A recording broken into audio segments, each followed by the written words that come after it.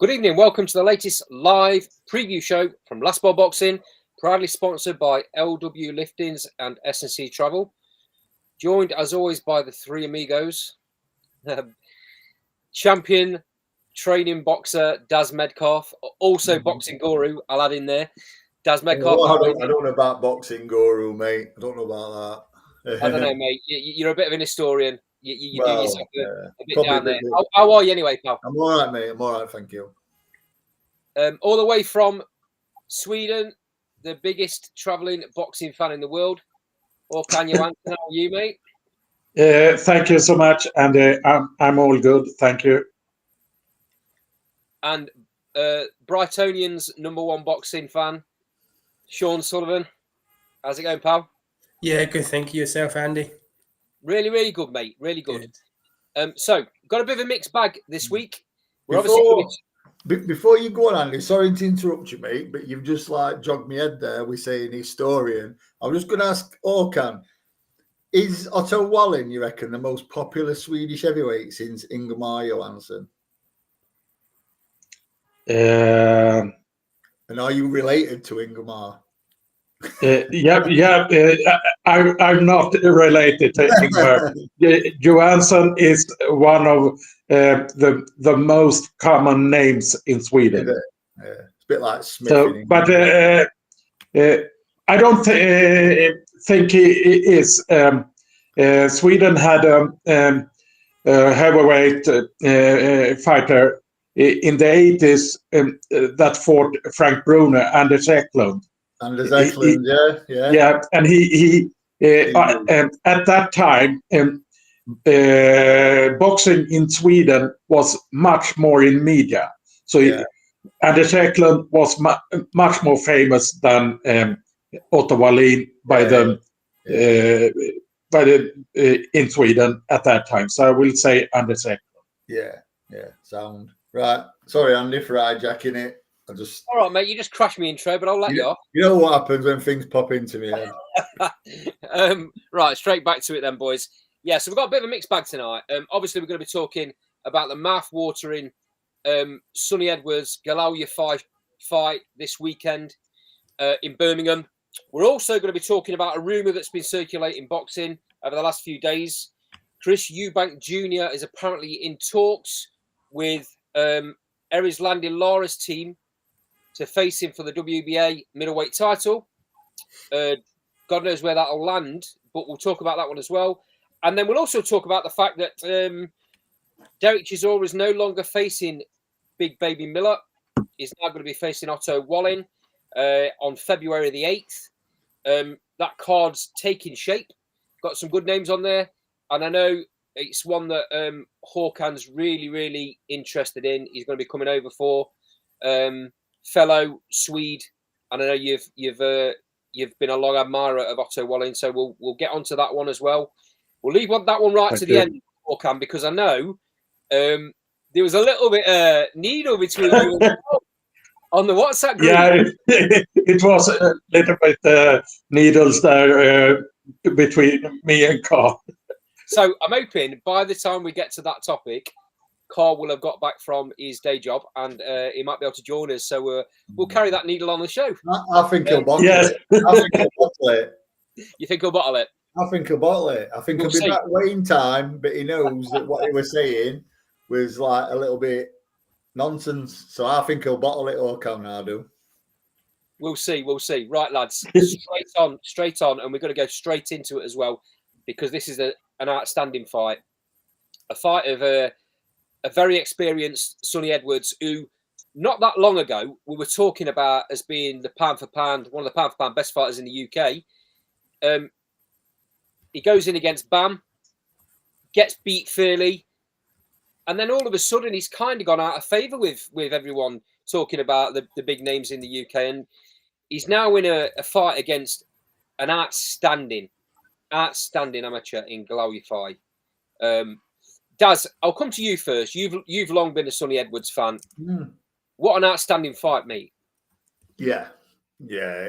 Again, needs no nonsense.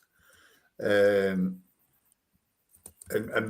you know, building up, it's a top quality fight. I'd still put Sonny as one of our best. Losing to Bam's no disgrace whatsoever. Not at all. The only thing I don't like about Sonny is in-ring performances. I love watching Sonny. I think he fought the wrong fight against Bam, to be fair. I think he stood his ground too much. Whether that would have made much of a difference, we won't know. I don't like all the antics out the ring. I don't like all the gangster persona out the ring. It's, mate, I'm just not a fan of it. I hear you, mate. I hear you. But we're always saying boxers need to, in this day and age, boxers need to promote themselves. Yeah, no one promotes themselves better than Sonny Edwards. Yeah, 100% agree. But I think it has the reverse effect with Sonny. I think people are like, they turn off. Do you know what I mean? I think they just, listen, I love him. I love watching him. So let me before you carry on, mate. Sorry to interrupt you mid-flow. Right. This might back your thoughts up. Comment in the sidebar from Rambler. Welcome to the show, mate. Galal Yafai beats Wallington Grammar old boy Sonny. He's clearly not a Sonny Edwards fan. What does Wallington Grammar mean? Is that a school? I'm guessing so. Maybe that's where he's from. Maybe this kid went to school with him or something. Yeah. Can you let us know what you mean by that, Rambler? Yeah, sorry, carry on, mate. He just, I think it turns a lot of people off a while now, but I'm sure a lot of people like that as well. I just think you don't need to do it. And then when you see Charlie Edwards getting involved, going at Yafai and that, and it's like, listen, Charlie Edwards is a really nice kid. Do you know what I mean? Did something really, good, for my brother. And such a nice kid. So when did they turn into, listen, I'm going to say it, when did they both turn into knobheads? Because they're not. I don't believe they are. And Sonny's good enough. He doesn't need to act like that. Could that be all about building the fights, mate? Is that all it is? Mate, you know what, mate? It might be the fact that I'm just old school and I don't like that. Yeah. That's what it might be. I'll fully admit that. I'll hold my hand up and I'll say it could fully be about that. I could probably be still a bit of a dinosaur when it comes to stuff like that. But I just don't like it. I am the same, mate. I am the same. Yeah. I don't mind a bit of needle, mate. If it's genuine, it's, if there's genuine needle there, but I don't think there is with them two. I think they've got an hell of a lot of respect for each other.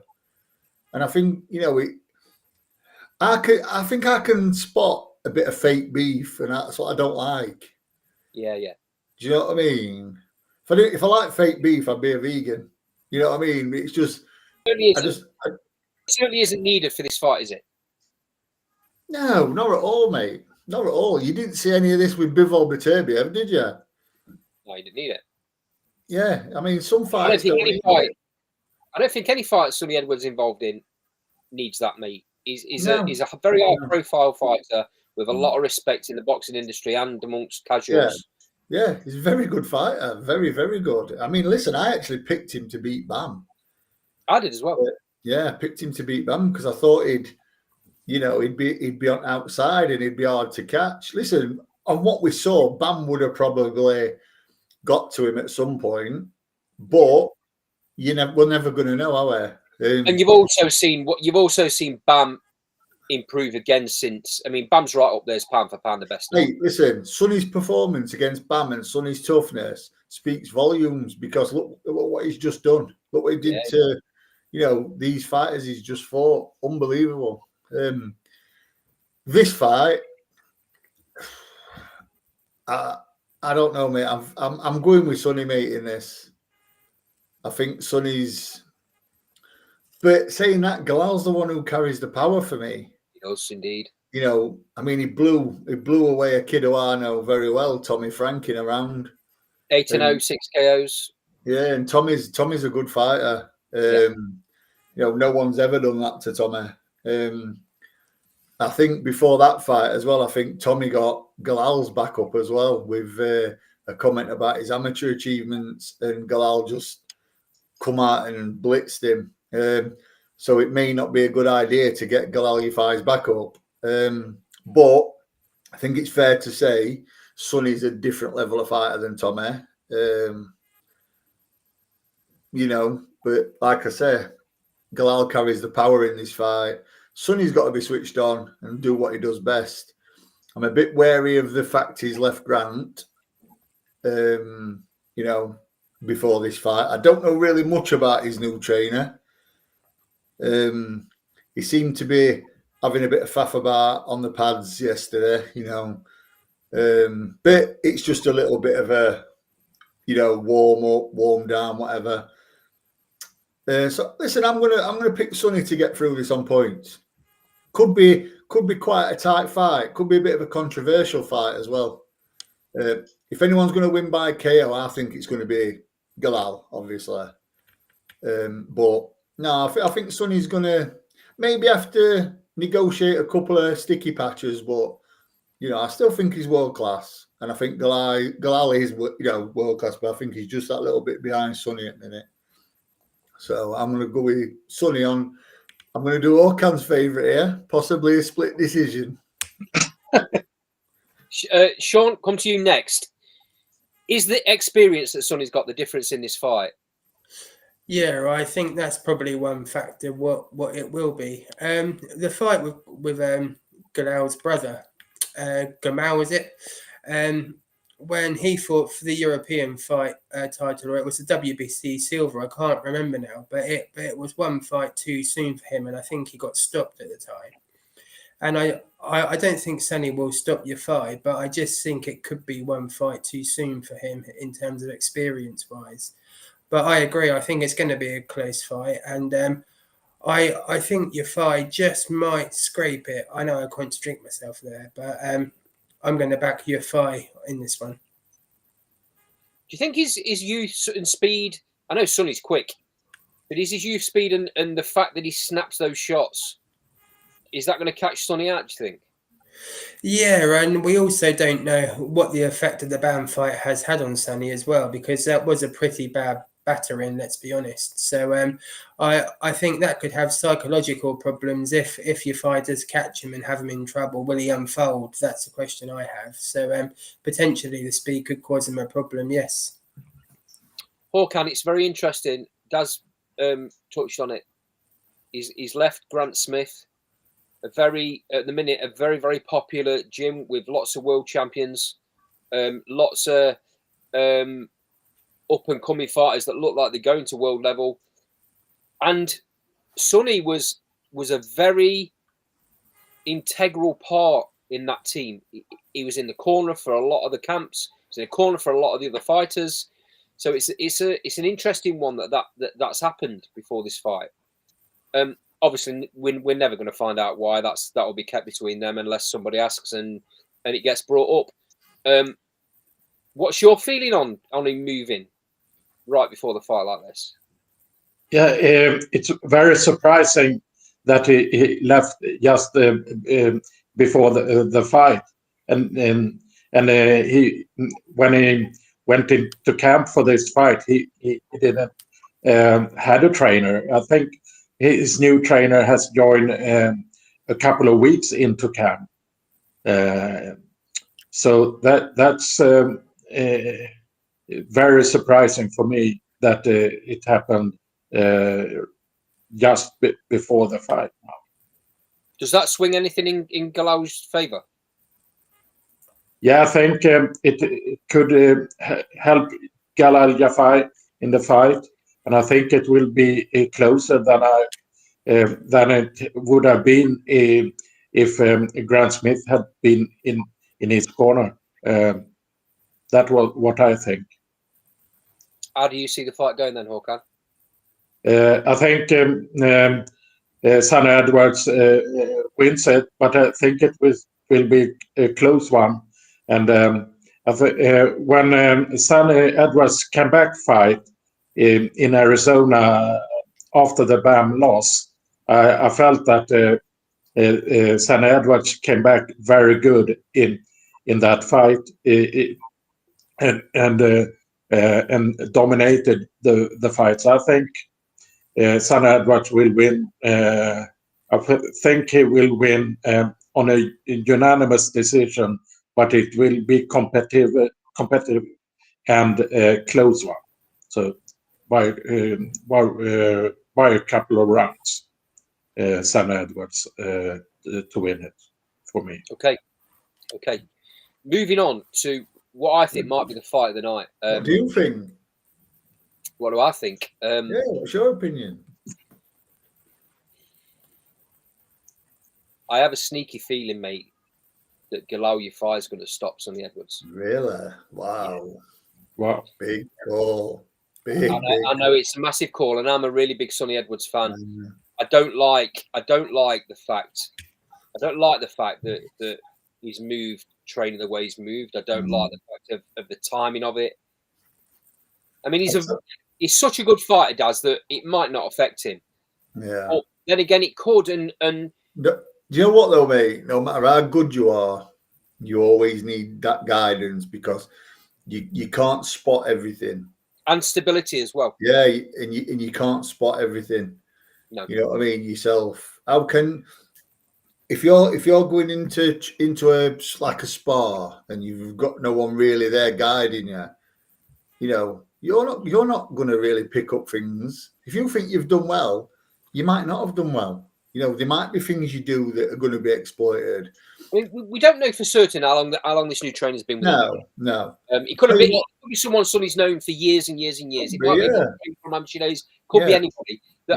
I apologise that I don't know, but I don't know. So we might be doing Sonny a bit of disservice here, but it kind of alarm bells ring a little bit for me with things like that. I'll tell you what though, mate, as well, it's an harder rebuild for Sonny than it would be for Galal.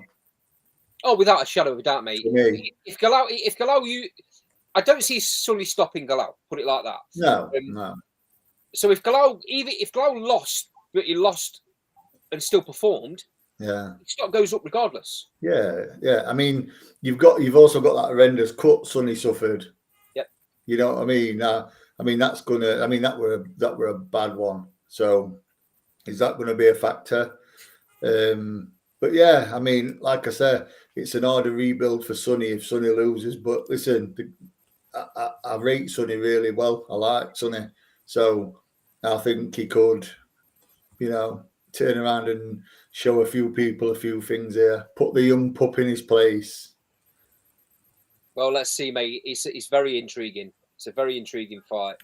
In my opinion, one of the best fights that's been made in British boxing for quite some time. Because there's so much that could go off. There's so many different ways to look at it. You can argue for both fighters winning the fight. I think it's brilliant. Another really, really good fight on the card. Again, a fight of an up and coming talent against somebody with lots of experience. Cameron Vyong versus Gavin Gwynn. Sean, I'll come to you first, mate. This has the makings of fight of the night for me. Yeah, it absolutely does. I really rate Cameron Vyong, to be honest. Although he's only had a short career today, he's always impressed me, and I think this will probably be the breakout fight for him in terms of it's certainly the biggest name he's faced. Let's be honest there. So I think it's going to be his real breakout fight. I actually think he's got the ability to stop him as well. So I think he'll get a mid to late stoppage in this fight and really announce himself further onto the scene domestically and beyond. Okay, prediction on your stoppage? Oh, I think it'll be mid round, say sort of 5-6-ish around about there. Okay, Cameron Vyong looks really powerful. Doesn't waste his shots. Do you see the same as Sean, or do you think Gavin Gwynn might have a bit too much experience? I think slightly as Sean, but I think Cameron Vyong takes it on a unanimous decision. I think it will go to points. Okay, Daz. Cameron one's looking outstanding, right? Alarm bells ring for me just a little bit with Gavin Gwynn in the way that he lost to Mark Chamberlain last time out. Yeah, I don't think Cameron hits as hard as what Cameron thinks he hits. Right. I still think he's got a decent dig on him though.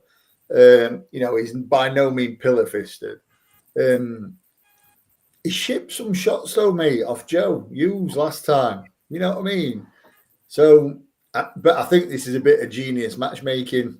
I think Gavin Gwynn's a bit on the slide. He's still a bit of a name. I think Cameron's good. Listen, to me, he's got to try and make a bit of a statement, Ante, and I think that's what this is about. I think if he, takes him out inside free, I think people will sit up and look. And I think he will. I think that's what he'll do. I don't think he'll see it fourth round, Gavin Gwynn. I agree with you, mate. I think this is very, very good matchmaking. It's going to make Cameron look really good. It's going to make him look $1 million, and that's no disrespect to Gavin Gwynn, but I believe the same as you, mate. I think he's slightly on the slide. I don't like saying that about fighters because it's unfair. He's had a very good career. He is a name, and that's why they've picked him. And they've looked on that last fight where he kind of crumbled against Chamberlain, didn't he? And I think they've looked at that and gone, we're getting him at the right time. Very, very good matchmaking. I'm going even earlier. I think he stops him in 3. Okay. Another really good fight. There's quite a lot on this card. You look at it, and the names don't become massive box office names, but the fights are outstanding. So Conor Walker goes in on a 10-round welterweight fight against Lewis Ritson. Håkan, break this one down for me. This is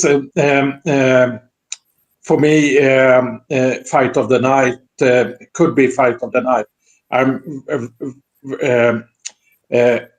Maybe that Conor Walker will be too good for Ritson, but I was impressed with Conor Walker on the last show in Birmingham against Lewis Crocker. So I'm excited to see Conor Walker for the first time live. I'm going to Birmingham for this card, but I think Conor Walker could stop Ritson in the later rounds. But I hope that Ritson could put up a fairly decent performance and come back from his losses in this fight, and so the fight will be competitive. But I think Conor Walker stops him round 8, round 9. Sean, are you thinking the same? Is it a bit unfair if I say Lewis Ritson has probably peaked as a fighter? No, I don't think that's unfair. I think that's the case, to be honest. Lewis Ritson, for me, he's probably one of those fighters where he had so much potential at one point, and his career is just sort of folded like a deck of cards, to be honest. At one point when he was a lightweight, when he stopped Scott Cardell, I think it was at the time, he was looking like he was going to be a real sort of one of Britain's real sort of big stars at that point. Then it's just sort of faded away. I don't know if it's bad advice or bad matchmaking for him, but he's got to the point now where it's a bit sad, really, because at one point you would almost expect him to be the sort of highlight of the card, but now, as you say, he's peaked and he's on the decline, sadly, and I think Conor Walker will deal with him quite comprehensively. Guys, is this another case of really good matchmaking? No, I think it's awful matchmaking. I mean, good matchmaking for Conor Walker. Yeah, possibly. I think this is going to be one of the most one-sided fights we're ever going to see. Conor Walker's an absolute beast. Yeah. For me, he should have got a decision against Crocker. Thought he pulled that out. He's an absolute animal. I think this is a painful night for Lewis Ritson. And I don't. When it was announced, mate, I thought I don't really want to see that. That's not good at all. Ritson, is a bit of a puncher. I just think Conor Walker's like hitting a brick wall. He's just relentless. Very, very quite a clever fighter as well. And I think he's just going to beat him up. And I just hope that Ritson's corner's on the ball and don't let him take too much. Because Ritson will never ever quit. He'll never ever say he wants to quit either. But I think first sign, first run of two or three rounds where he looks like he's coming unstuck, then listen, get him out. He's nothing to prove. He don't deserve to go out flat on his back. No. I just hope this is one of them where, it goes home safe. Okay. Prediction then? Is it a 10-rounder or 12? It's a 10-rounder. 10. I think by 6, mate, he's going to get pulled out. Ritson's going to be pulled out by his corner. Yeah. He looked like a real beast when he was at lightweight. He was beating people up for fun, bullying people. And then all of a sudden something changed and he wasn't able to do what he did. And maybe that was the fact he was moving up levels. And the people who were coming up against just didn't fold the way his early opponents fold, and he didn't have a plan B or a second answer. It were punch happy, Yeah, he could punch, but not everyone's going to fall over unconscious when you hit him. How many careers like Lewis's have we seen derailed by a European or a Mexican that no one knows about? That comes over and a bit tougher than him. Yeah, and exactly. Listen, the most one of the craziest ones was Richard Williams, like middleweight, 90s or late 90s, early 2000s, I think, and he fought a kid called Sergio Martinez, who was billed from Spain for European title. Look what Sergio Martinez went on to do. Yeah. He beat Richard Williams. I think sometimes, mate, that these matchmakers just like pick a name and look at a record and they'll be safe with them. Yeah, you need to stick a VHS tape in and have a look sometimes, I think. I like Ritson. Ritson seems like a really nice guy. And I just hope that it's not too bad a night for him. Okay. Moving swiftly on to another fight that looks like it might be a real barnstormer of a fight for the middleweight Commonwealth title. Kieran Conway versus Ryan Kelly. Daz, I'll come to you first. Pick 'em fight. Yeah, that could be a good one, mate. That could be fight of the night, in my opinion. Yeah. I think I'm gonna go with Kieran Conway on that. Quite like watching Kieran fight, to be fair. But I don't say that with any great confidence. Yeah, it's one of them, isn't it? Yeah, it's a cracking fight. I'm looking forward to that one. I'm really looking forward to that one. But I think Kieran's going to take that one by, maybe he might stop Ryan around 9 or 10. But I think it'll be a bit of a war. I think it'll be a very, very good, exciting fight. Very, very exciting. Håkan, what's your feelings? I think Kieran Conway stops in round 7. I think Kieran, for me, what I've seen of Ryan Kelly, I think Kieran Conway is a little bit above Ryan Kelly, but I think it will be competitive a few rounds, and then Kieran Conway takes over. They can both punch, mate. I think I probably agree. I think Kieran is just a little bit better. But mate, we've seen it, haven't we? Where we think somebody's come in and they just slightly under a level, and then they raise the game because they're fighting probably the best name on their record so far. Yeah. Sean, how do you see it going, mate? Yeah, I agree with you all, to be honest. I think Kieran Conway will come through. He's been in the sort of higher profile fights with Sissoko and others as well. So I think experience for him will prevail and he'll win by stoppage around mid to late rounds. Okay. One more that I want to touch on this card. There's a couple more fights, but we'll just go for one more. And it's Hamza Udin versus Ben Norman. I've picked this fight because Hamza's only 2-0. Ben Norman's got a lot of experience. He has some losses on his record, but he's got a lot of respect in the boxing industry. He's a much better fighter than his record gives him being credit for. Daz, I'm sure you've seen Ben Norman on the circuit. Yeah, good fighter, Ben. This just shows to me how confident Hamza Udin's team is. Yeah, they've got to be, haven't they? Listen, Hamza is a very good fighter as well. Very, very good. Tip for big things. Yeah. Ben, listen, I like Ben as well. Met Ben a few times, and he's an honest pro, but he's a good fighter. You know what I mean? He is. This is one of them where if Hamza Udin does a job on him, it's going to make everyone sit up and take notice.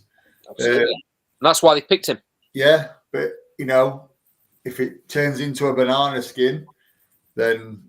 But listen, I've watched Hamza Udin and he's very, very good. I think Hamza will win this, and I think he'll look good doing it as well.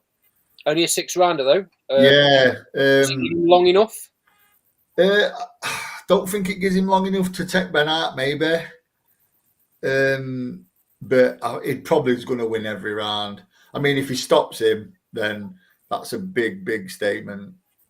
It is, because Ben Norman's only been stopped once. Yeah, exactly. If he stops him, it's a big statement. I don't think he will. I think it'll probably be a 60-54, maybe a 60-53. Maybe there'll be a knockdown in there somewhere. But I think Ben will hit final bell. Orkan, you might not know Ben Norman as much as Daz. Obviously, Ben spends a lot of his time on a lot of his fights on the small old circuit. He's been in some on some big cards though. How do you see it going? I watched Ben Norman's last fight over in America on the Fight Zone UK or USA versus UK card in Texas. So I watched that fight. Yeah. But I'm very impressed with Hamza Udin. I was at his debut at the Next Gen show in Liverpool in April, and that for me was one of the highlights of the show. It was I wasn't that impressed with the show with a few other fights, but Hamza Udin, it was in his debut, and he I don't know his opponent so good. His opponent had a lot of losses, but in a debut, it was a very good performance. So I rate him very high. So I think Hamza Udin could stop Ben Norman in round 4. Last off, and last comment for this topic, Sean. Yeah, I think Hamza will come through. It's a great test for him this early in his career. I think the 6 rounds may not be enough for him to get the stoppage, but I think he'll win something like 5-1 on points. Okay. I agree. Hamza Udin's a talent, but he's got to be on it because Ben Norman's a talent as well. He's one of those that's flies under the radar, and his record. People will look at his record, and if it's been lazy matchmaking, and they don't really understand who they're in with, he could be in for a bit of a shock. I think Hamza probably comes through it though, but Ben Norman's quality. I've seen him in a number of fights, and he just finds a way. But we'll see. We'll see. It's a very good card, lads. Looking forward to it Saturday night. Obviously, for anyone watching, we do a review show on Sundays, and we'll obviously pick this up, review what happens with this card on Saturday. Right, moving swiftly on, boys, and I'll start with you, Sean. Fellow Brightonian, Chris Eubank Jr. is rumoured to be in talks with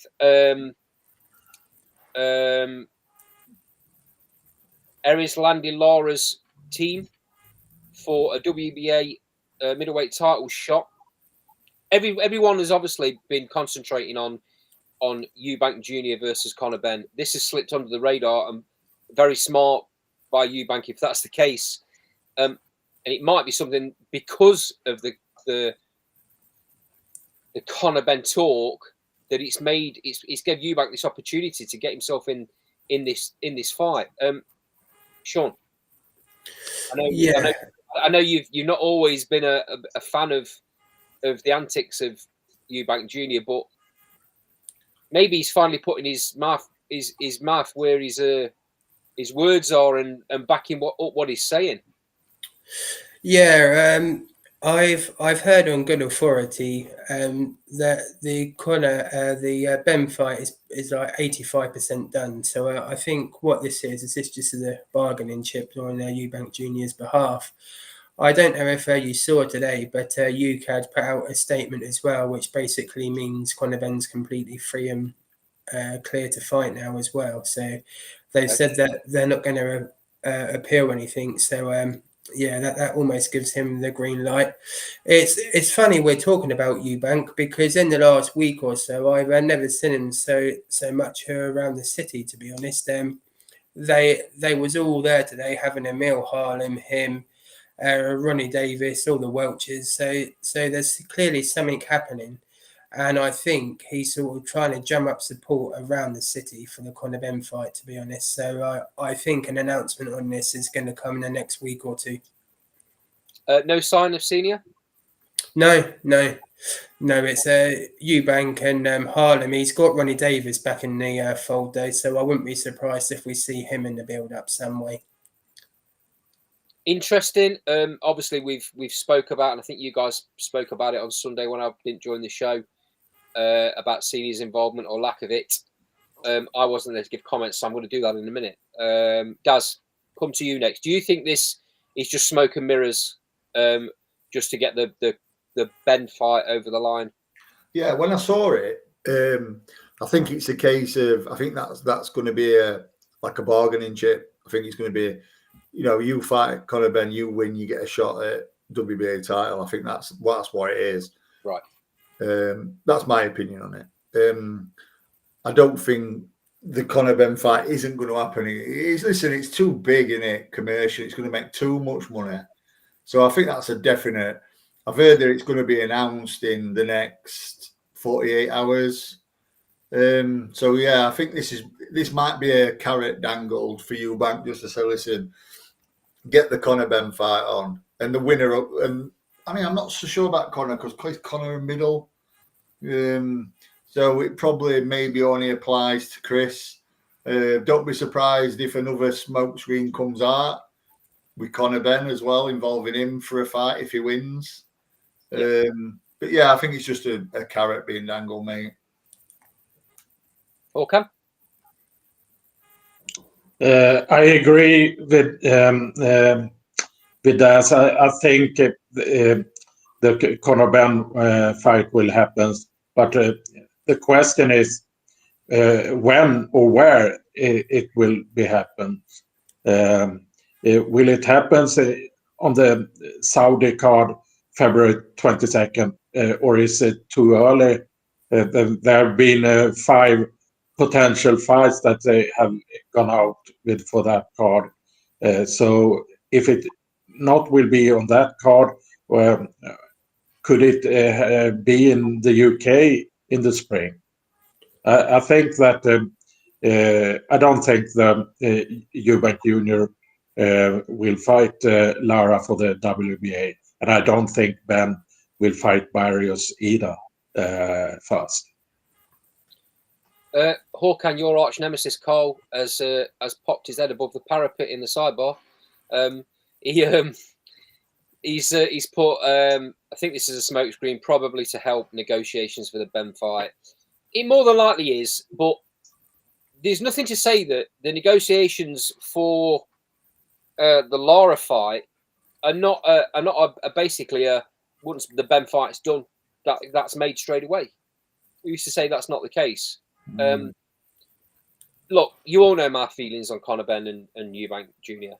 I've made it clear on a number of occasions. I don't like it. It's a mismatch of a fight. You know, I don't like seeing a fighter come up 2 weights and another fighter drain himself to make a weight just because it makes money. I don't like it. I also don't like this media train that Eubank is kind of going through right now. Sean's just touched on it. You know, you don't see him around. Sean will know because he lives down there. You don't see him around Brighton. All of a sudden, this fight's on the horizon, and he's out showing his face in public with his team, with his family, probably trying to drum up support, probably trying to build his profile a little bit with the local fight fans. I didn't like the interview that was done where he talked about Senior. And I didn't like it because Eubank Jr. made the decision to drop Senior from his team. Now, whatever that decision was, he says it was a business decision. If that's the case, why do you need him back?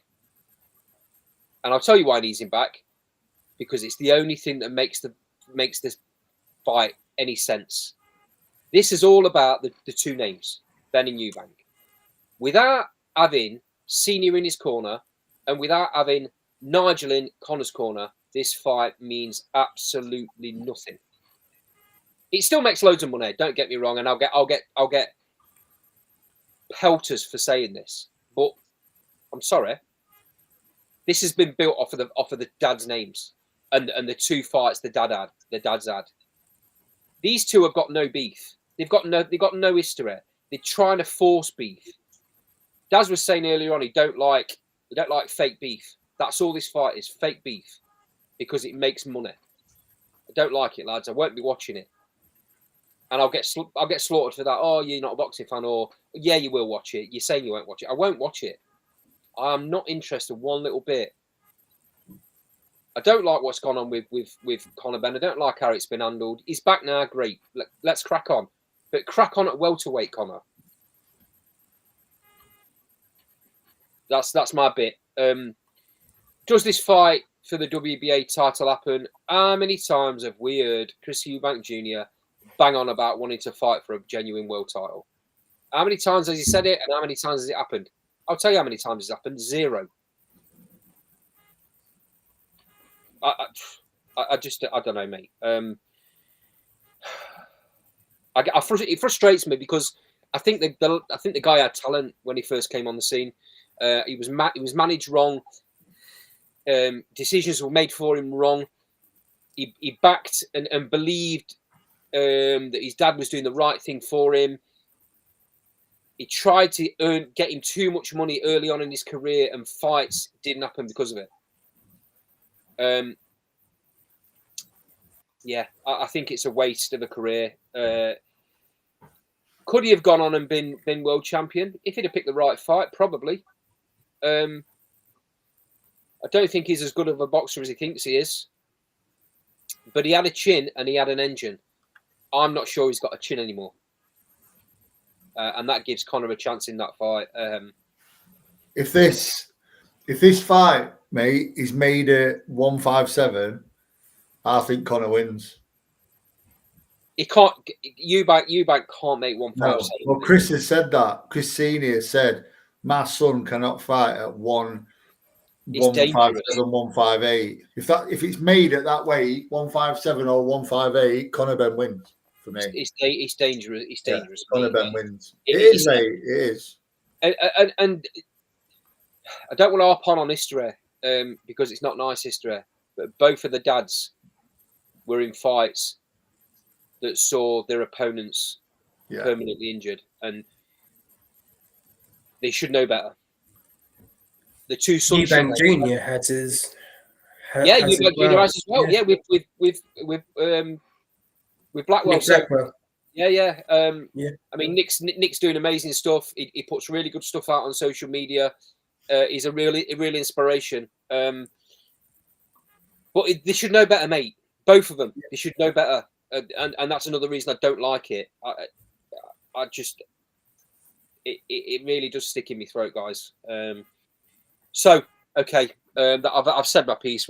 I won't talk about it no more, and we'll move on to the very last topic of the night. And I hope Carl gets himself on screen. He'll bottle it. He's not coming on. Okay, so Derek Chisora was supposed to be fighting Big Baby Miller. That's not happening. Big Baby Miller's pulled out of the fight, and for whatever reason, all the negotiations fell through. We are now getting Derek Chisora versus Otto Wallin on February the 8th. The undercard's starting to build. It's not looking like a bad card. I'm going to come to you straight away, Orkan, because I know you have a vested interest in this fight. Explain why this fight means a lot to you.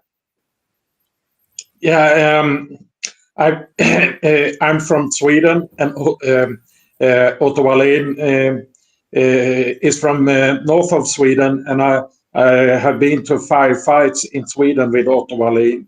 The last one was in 2018, and I have been waiting for a UK fight for Otto Wallin because it costs a lot of money to fly over to the US. And Riyadh cost a lot too. When he fought AJ then, so for me, I was hoping for the Dillian Whyte fight for a few years ago, but Dillian Whyte that fight didn't happen. Dillian Whyte, for me, thought that Otto Wallin was a threat for him when he had the fight line up for the world title against Tyson Fury. So after that, I was hoping for a fight in the UK for Otto Wallin, just to come to a fairly big fight for a Swedish fighter in the UK. It doesn't happen that often. So that's why I like this fight. Obviously, I understand. I understand a lot of the reactions of this fight. That a lot of people are not a fan of this fight, but it's different for me. I'm a bigger fan of this fight, than I am of seeing Chisora in with that drug cheat. 100%. Yeah. So I'm a bigger fan of Otto Wallin being in opposite corner. And let's be honest, Derek Chisora's shot to bits. This is a fight Otto Wallin can win. Yes. Do you know what I mean? And it went so quickly after Big Baby Miller had his with the Salita just. I think that Otto Wallin accepted this fight just on a few days. It wasn't any negotiations at all. So I think that Otto Wallin was Otto Wallin's management team was happy what he will be paid. Yeah. I would much rather see Otto Wallin in with Chisora than Jarrell Miller.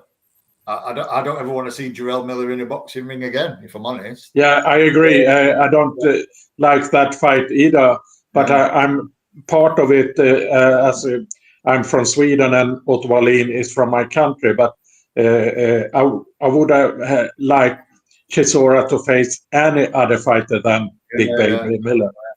Yeah. It's a fight to me. Chisora's shot. We can see that from the Joyce fight. Really, I mean, he looked all over the place. This is a fight Otto Walling can win. For me, I'm not saying he's gonna, but this is a fight Otto Walling, if he approaches it right, can win. So, let's just see. Good luck to him. Let's just see what happens. Obviously, yeah, and if Otto Wallin loses this one, he's out of the.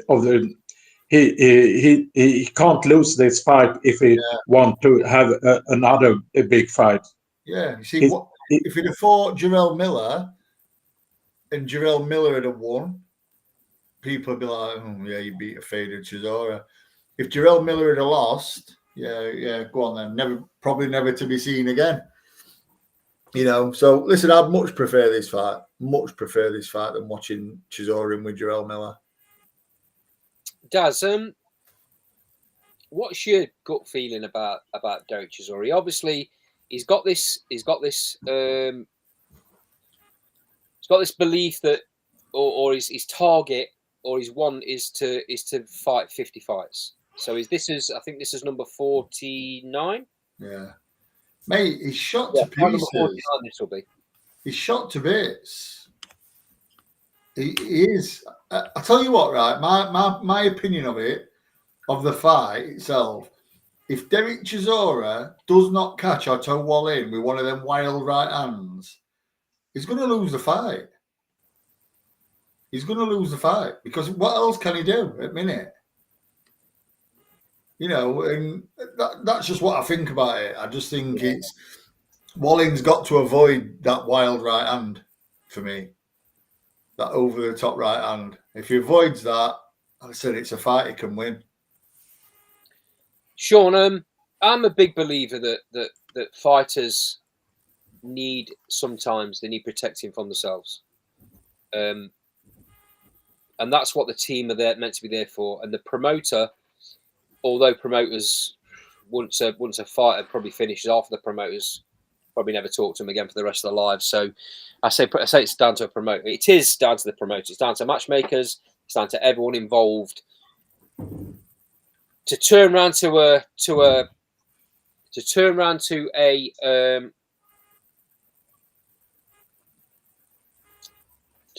fighter when they're at the end of their career, and just say, look, come on, enough's enough now. But the problem you've got with Derek Chisora is that he still sells out arenas. He's a loved fighter in the UK, whether you believe he's shot or he's not shot. I mean, he still did what he did in the Joyce fight. Do I think he should hang his gloves up? Absolutely, 100%. But I've got no right to tell Derek Chisora what to do with his career.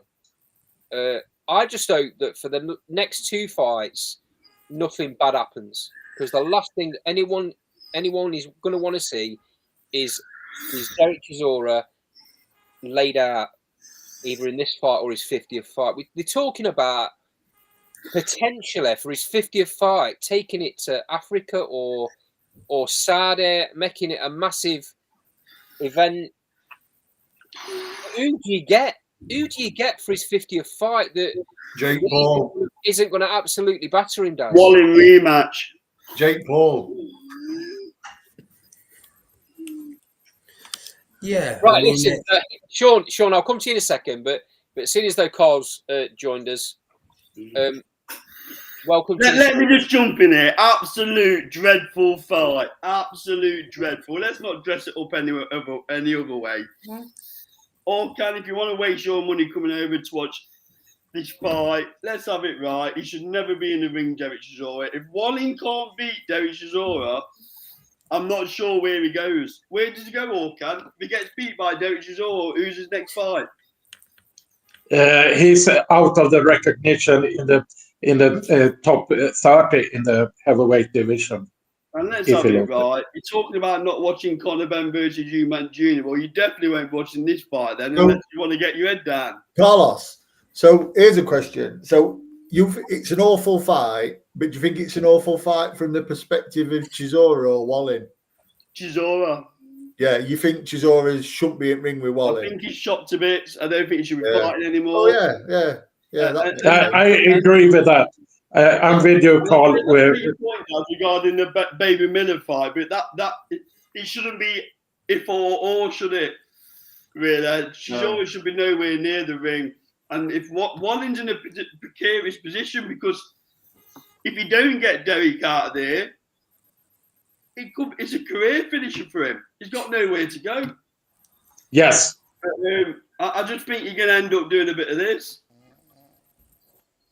We might all hate it, and I agree. I hate it, mate. I watched. Who's that? Carl's got a snoring effect on. That's what I'll be doing. I agree with you, mate. I watched that last fight against Joyce, and it was a real odd watch. It was a real odd watch, and I don't want to see that. Derek Chisora deserves. He's had a really good career, lads. He's had some real tough fights. He's been in some really exciting stuff. He's fought for world titles. He deserves to go out with his reputation intact. Another thing, Andy, I'm not sure. I'm not sorry, Andy. I'm not sure how many tickets he's actually going to ship for this fight. I know you talk about him selling stadiums out. I'll be interested to see what numbers this fight does, because I think it's underwhelmed British fight fans. There better be a strong undercard on, or I think they're going to struggle. All joking aside, isn't it? So, I think with Nathan Heaney on the card, he sells a lot of tickets. Good job, because I don't think Del Boy does. Yeah, he does, Cole. He does. Well, the thing is, he does in London. He does in the O2. He does. He's not at the O2. He's in Manchester. I know that's what I've just said. I just asked that question. I know it's in Manchester. That makes a difference. He don't do big numbers, Andy. He's always had strong undercards, and he's always been on strong cards. I don't think he shifts tickets. I think he does, mate. I think you're doing him a disservice. Whether he shifts tickets in Manchester the way he does at the O2 is a different matter. Whether his fight fans that come to his shows in London are going to travel to Manchester is a different matter. But like you've just said, Nathan Heaney does really good numbers. This undercard, I'm just going to run through it quickly, boys. We'll talk about this obviously when we get to fight week. But let me just run through it quickly. So you've got Jack Rafferty against Kane Gardner for the British and Commonwealth super lightweight titles. You have Masood Abdullah against Zach Miller. You've got a really good cruiserweight fight, or is it cruiserweight fight in Zach Parker against light heavyweight.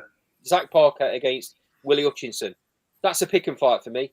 Nathan Heaney's opponent, I don't think, has been announced yet, but he does massive numbers, and it'll be a good fight. I'm sure that Nathan Heaney's in. It's a decent card, really decent card that is going to do numbers because there's some good fights on there.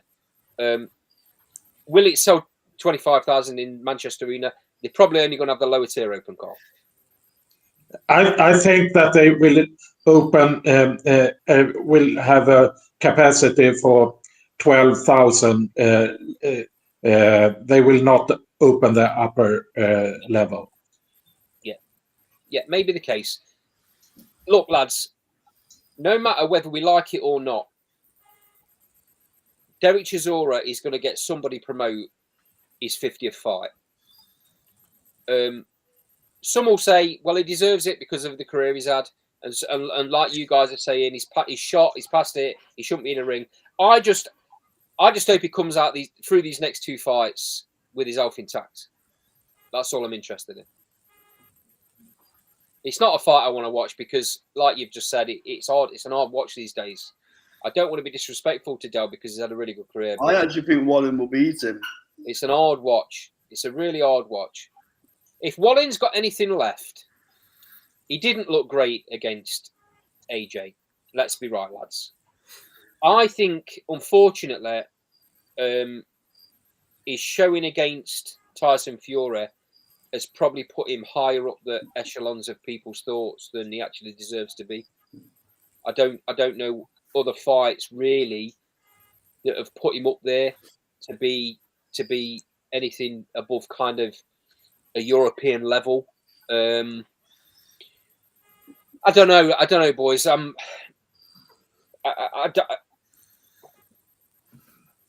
It's Otto Wallin's fight to lose for me. Otto Wallen will drag him late and stop him. I don't know about stopping because the problem is with Derek Chisora is he takes a shot, Carl. He gasses though. Second yeah, half of the fight is dreadful.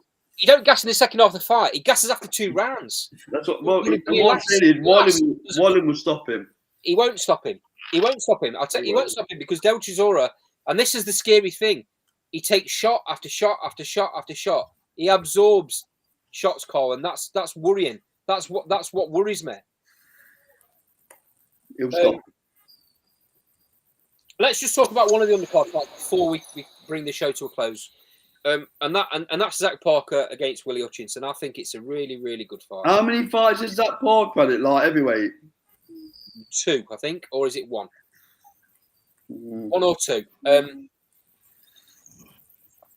It's a big shot. This. I think Zach Parker needed to move up. He was struggling at super middle and he wasn't getting the fights he needed to get. Light heavyweight is a very lucrative division, isn't it? Hutchinson got found out last time out there, didn't he? He did, but about levels. But this is why it's an interesting fight, isn't it? Zach Parker still needs to prove himself at light heavy. Daz, what's your opinion on that? It's a decent little fight for me. Zach is he's moved up since that loss to John Ryder. I mean, listen, Willie Hutchinson's gonna think he's got something to prove. Yeah. So I think it's a good fight. I think this could potentially be a good fight. Sean, feel the same way? Yeah, I do. I think Hutchinson's always sort of failed to deliver really in his career. He had so much bravado and talk and promise.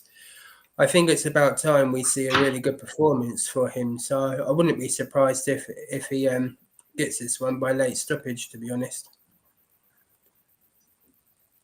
Cam, last comment for you, mate, before we bring the show to a close. I think this is a good fight, and but I'm sure who will win the fight has Zach Parker fight in it's his just second fight at light heavyweight after a Ryder fight, or has he fought two fights before? To be honest, if this is his second or his third. Yeah. I think Okay. it's his second, I'm 100%. Yeah. So maybe Willie Hutchinson will take it, but I think it will be a close one, and I'm looking forward to the fight. Okay, boys. Thanks for joining once again. Thanks for the comments in the sidebar. Thanks everybody for watching. If you're watching this back, like I said earlier on, we do a Sunday night review show, 6 p.m. We'll be reviewing this card from Saturday, getting all the reactions from you guys, from everyone that comes on the show, on the Sonny Edwards Galal Yafai card. Proudly sponsored by LW Liftings and S&C Travel. This has been Last Bell Boxing. Thanks for joining, guys.